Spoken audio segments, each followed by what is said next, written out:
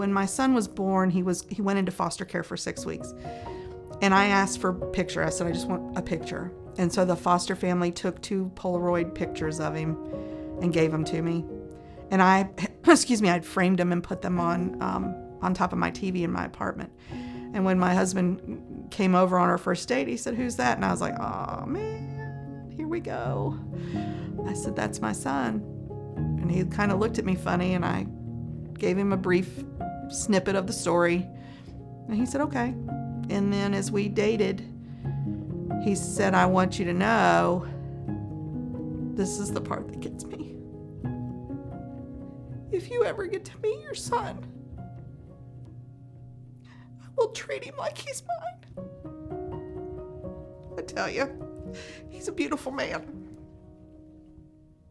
So back in the 80s, the laws were pretty cut and dry. I signed away my right to not only be his parent, but to ever have the right to look for him.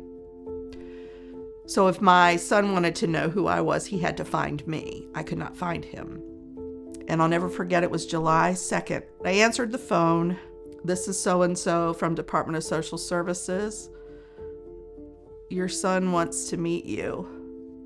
My knees buckled and I hit the floor, and I was crying so hard I couldn't breathe, one of those ugly cries, but I had the phone up to my head. And then she says, "We're going through a system upgrade and they're going digital, so it'll be a couple months before we can give you his contact information."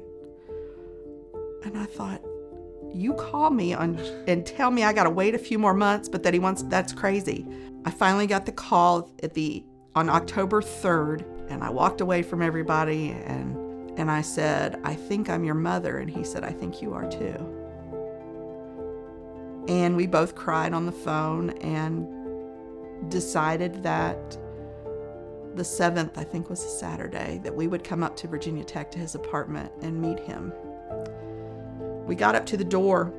My son opened the door, and it was like looking into the male version of myself. I was looking at myself with a beard. It was funny. I was there for his college graduation. I was there when he got married. I was there when his first child passed away, when his next child was born, and then his next one. So there's a lot of things that I got to experience that I never thought I would get to experience, or that I deserved to experience. But there's a whole lot that goes along with reunification. It's not always pretty. I didn't talk about being a birth mom because it was a shameful thing back in my day. So I probably didn't meet another birth mom for 20 years.